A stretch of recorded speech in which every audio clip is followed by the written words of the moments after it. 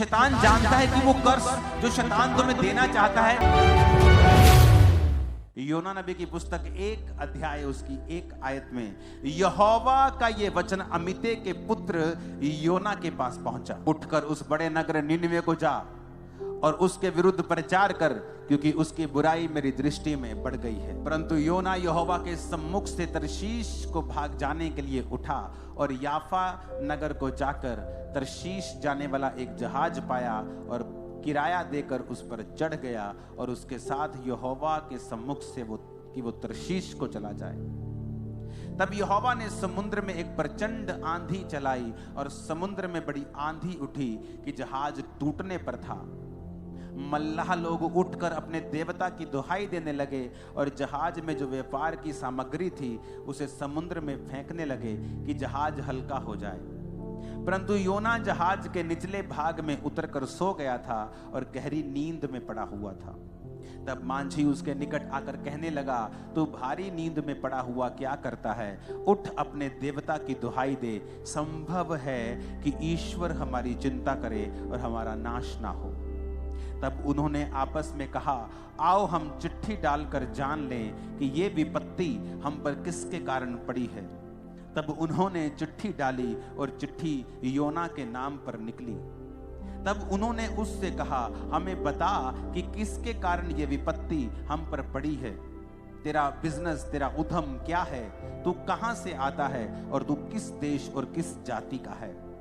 योना ने उन भाइयों से कहा, मैं इब्री हूं और स्वर्ग का परमेश्वर यहोवा जिसने जल स्थल दोनों को बनाया है उसी का भय मानता हूं। तब वे बहुत डर गए और उससे कहने लगे, तूने ये क्या किया है? वे जान गए थे कि वो यहोवा के सम्मुख से भाग आया है, क्योंकि उसने आप ही उनको बता दिया था। तब उन्होंने योना से पूछा, हम तेरे साथ क्या करें जिससे समुद्र शांत हो जाए? उस समय समुद्र की लहरें और भी बढ़ती जाती थी। योना ने उनसे कहा, मुझे उठाकर समुद्र में फेंक दो, तब समुद्र शांत पड़ जाएगा, क्योंकि मैं जानता हूं कि यह भारी आंधी तुम्हारे ऊपर मेरे ही कारण आई है।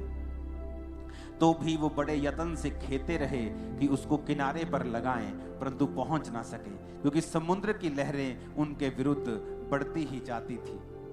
उन्होंने यहोवा को पुकार कर कहा, हे यहोवा, हम विनती करते हैं कि इस मनुष्य के प्राण के बदले हमारा नाश ना हो, ना हमें इस निर्दोष की हत्या का दोषी ठहरा, क्योंकि हे यहोवा, जो कुछ तेरी इच्छा से था तूने वही किया है। तब उन्होंने योना को उठाकर समुद्र में फेंक दिया और समुद्र की भयानक लहरें थम गईं। तब उन मनुष्यों ने यहोवा का भय माना और उसको भेंट चढ़ाई और मन्नतें मानी। यहोवा ने एक बड़ा मच्छ ठहराया था कि वो योना को निगल ले, और योना उस मगरमच्छ के पेट में 3 दिन और 3 रात पड़ा रहा। अब यहाँ पर परमेश्वर अपने एक दास को कहता है कि बेटा जा और निनवे नगर को जाके उनके बारे में प्रचार कर। जब आप योना 3 उसकी 4 आयत को पढ़ते हैं कि अब से 40 दिन के बीतने पर निनवे उलट दिया जाएगा, कि परमेश्वर कहता है कि जा बेटा प्रचार कर ऐसे देश में जाके जो मुझसे मुकर गए हैं, और जा और उनको बता कि वो मन फिराएं और अपना प्रचार कर। और वचन कहता है कि योना यहोवा के सम्मुख से किसी और शहर को भागने के लिए चला। किराया देकर एक सुंदर से क्रूज शिप में चला गया कि चलो नजारे लेंगे, समुद्र के नजारे लेंगे। कौन सेवा करता फिरेगा? ये लोगों के पास जाएंगे, ये लोग सताएंगे मुझे। परमेश्वर तू दयालु है, तू अनुग्रहकारी है, तू इनको बचा ही लेगा, तू उनको कौन सा नाश करेगा? तू कितने सालों से कह रहा है कि मैं नाश कर दूंगा, करता तो तू है नहीं। परमेश्वर अपने आप बचा लेगा। और ये सोचकर शैतान की बातें उसके मन में आई और वो परमेश्वर के सामने से भाग गया। और जब भागा तो समुद्र में आंधी और तूफान आया, और अगली स्टोरी आपने पढ़ी है। सब लोग पूछने लगे ऐसा क्यों हुआ? तो कहता मैं परमेश्वर के सामने से भाग आया हूं। कुछ मुसीबतें आपकी लाइफ में ऐसी हैं, वो प्रार्थना से कभी नहीं जाती। अगर परमेश्वर ने आपको किसी काम के लिए ठहराया है, सेवा के लिए ठहराया है कि बेटा तुझे ये सुसमाचार की सेवा करनी है, आप भाग जाएं और कहें ये बहुत मुश्किल है, इसमें तो सताव का सामना करना पड़ेगा, इसमें तो अपनी पर्सनल लाइफ को साइड पर रखना पड़ेगा, तो ये कैसे पॉसिबल है? परमेश्वर, क्या मैं बिजनेस करके अपने पैसों से तुझे सपोर्ट कर सकता हूं? मैं 50% तुझे पार्टनर बनाता हूं। परमेश्वर कहता नहीं, जो मैं चाहता हूं तू वही करेगा। इमेजिन करो, जब उसने दिमाग में सोच लिया कि मैं नहीं जाऊंगा, मैं प्रचार नहीं करूंगा, उसे कुछ नहीं हुआ। बल्कि उसे और रिलैक्स फील हुआ होगा। हाँ रिलैक्स, मजा आ गया, थोड़ा बोझ कम हुआ। अपना बैग किया होगा, बड़े मजे से अच्छे अच्छे कपड़े डाले होंगे। क्रूज शिप पर भाड़ा किराया पड़ा है, क्रूज शिप पर गया, भाड़ा वगैरह दिया, बड़ा शिप था, वहां सामग्री भी थी, लोग भी थे, आराम से जाके सोया हुआ है कि जान छूटी। क्योंकि जब लोग गलत स्टेप्स लेते हैं और वो सेवा त्याग देते हैं या प्रभु का दिया हुआ बुलाहट त्याग देते हैं, उनको एकदम से कभी भी तूफान का सामना नहीं करना पड़ा। ये हिस्ट्री बताती है। जब भी कोई व्यक्ति गलत काम करता है, उसे एकदम से कभी भी मुसीबत का सामना कई बार नहीं करना पड़ता है। हाँ, धर्मी को अगर थोड़ी सी भी वो गलती करे, हो सकता है परमेश्वर अगले दिन ही उसके कान खींच ले और उसको मारे और उसको झिड़के और उसको सुधारने के लिए कुछ भी वो कर सकता है, क्योंकि परमेश्वर देखता है कि ये सुधर सकता है।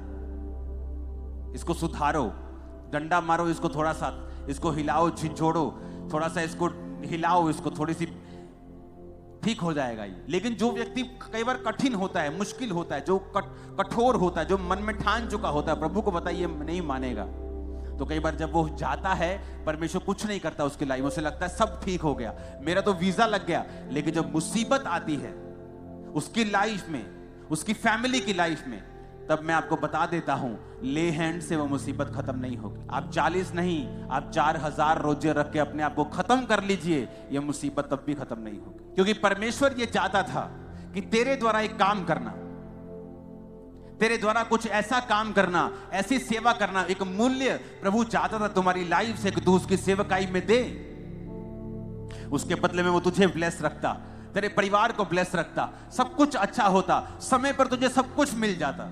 लेकिन जब हम परमेश्वर से हटते हैं और योना नबी की तरह काम करते हैं, फिर आता है एक टर्निंग पॉइंट, जहां लाइफ में फिर मुसीबत एंटर करती है। और मैं आपको बताना चाहता हूं, अपने पास्टर को इस मुसीबत के लिए कृपया तंग ना करें, क्योंकि ये मुसीबत ले हैंड से जाने वाली नहीं है। ये मुसीबत तुम्हारी तौबा की वजह से जाएगी, जो तुम करना नहीं चाहते हो। योना कहता, प्रभु अगर आप 2 पाप पढ़ेंगे ना, तो लिखा, जब मैं समुद्र की तह तक चला गया, पानी मेरे ऊपर था और मैं मूर्छा खाने लगा, मैं पहाड़ों की जड़ तक जब पहुंच गया, तब मैंने यहोवा की दुहाई दी और उसने एक मगर को भेजा, एक मच्छी को भेजा, जो उसने मुझे निगल लिया।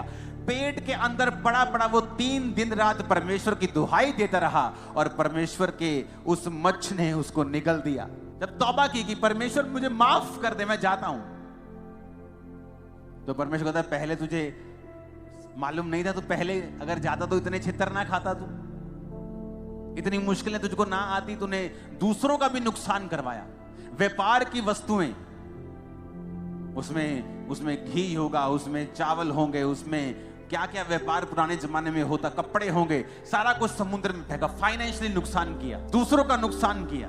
कुछ परिवारों का नुकसान होता है जब उनके बच्चे सेवा छोड़ते हैं, लेकिन तब वो नहीं बोलते, आने दो, अब घर आ गया, मेरे घर का काम करेगा। भाई साहब, वो घर का काम नहीं करेगा, वो नुकसान करेगा। क्यों?